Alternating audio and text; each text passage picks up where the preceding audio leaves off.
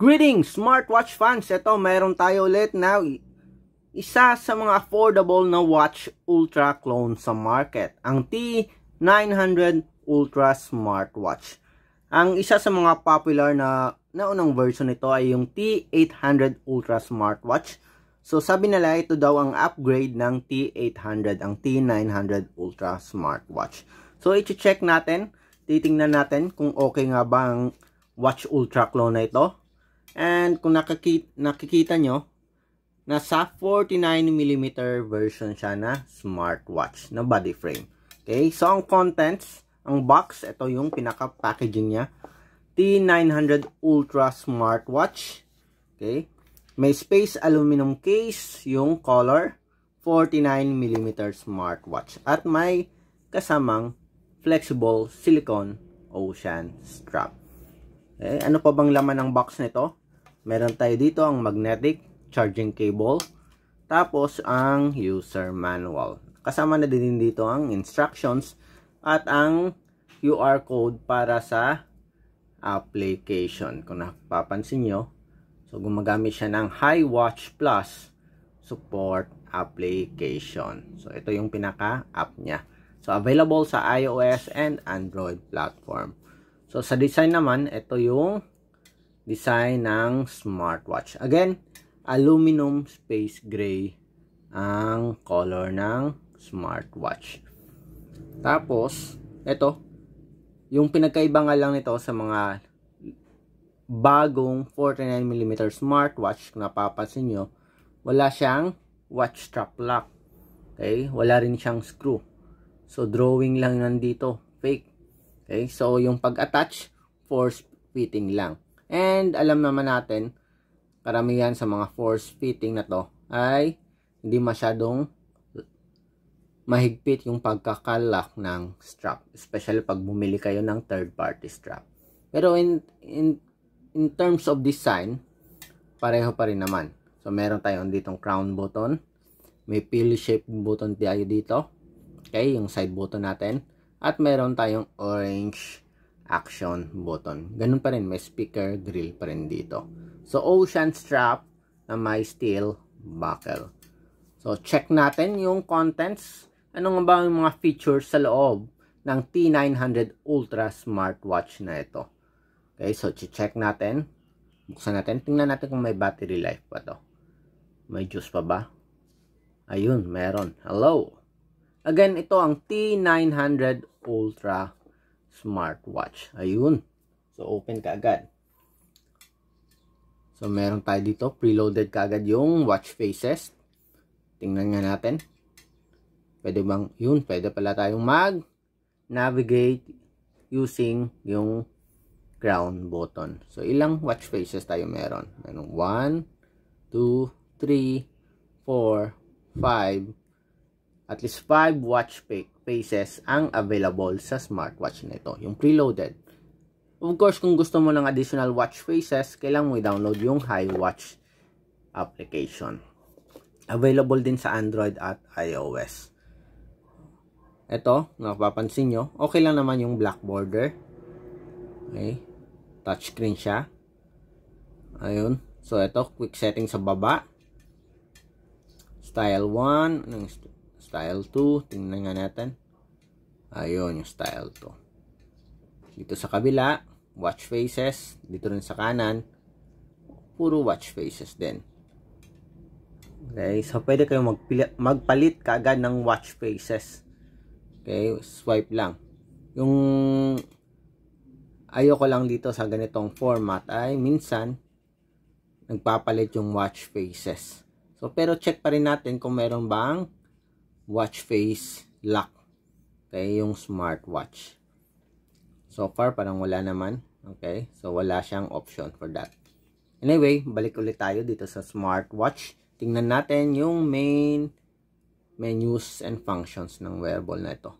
So, meron tayong Bluetooth call, phone book, dialer, meron din. Parang walang call records. Merong heart rate monitoring, blood oxygen monitoring. Ano pa bang meron? Ito, health tricyclic, ECG, meron daw. May sports function, camera, music control, may blood pressure din, reset, weather, sleep monitoring, anti-loss, ito yung looking for.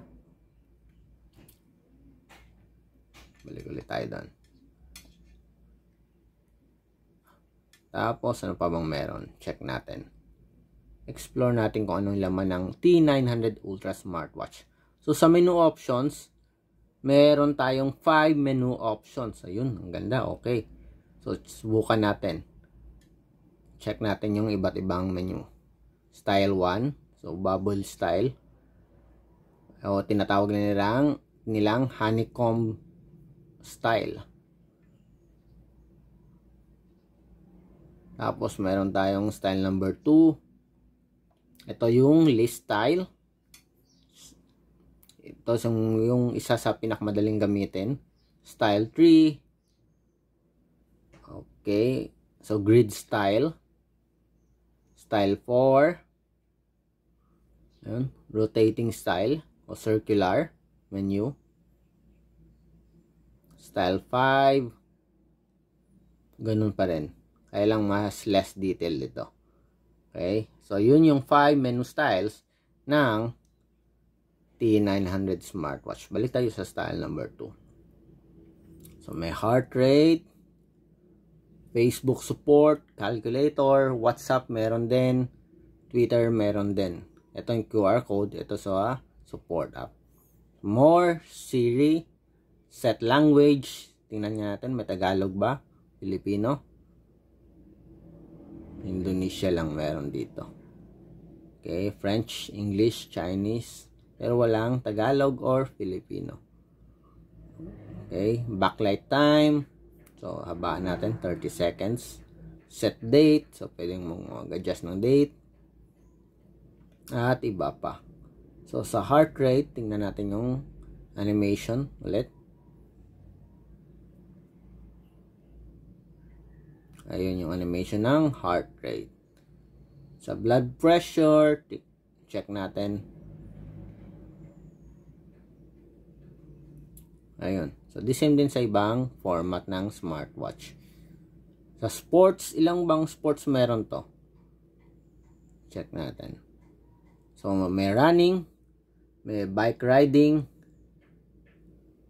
strength training, basketball, tennis, volleyball, at football. So, limited lang. 4, 5, 6, 7. 7 sports function yung available sa smartwatch.